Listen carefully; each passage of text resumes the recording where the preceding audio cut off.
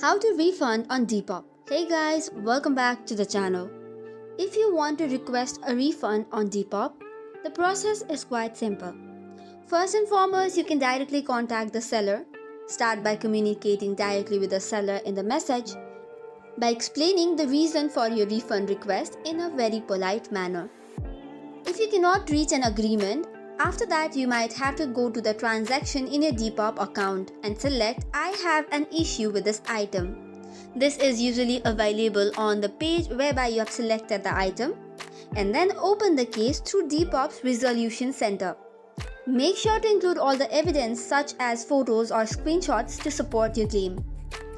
Depop will now review your case and they might request additional information.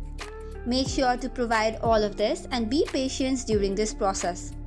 If your refund is eligible, Depop will facilitate with it, which may include returning the item to the seller or receiving a refund directly from Depop.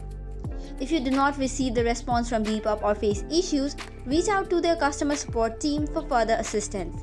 And this is how you can refund in the Depop application. That is all for today's video. For more such contents, do not forget to hit the like and subscribe button. Thank you and keep watching.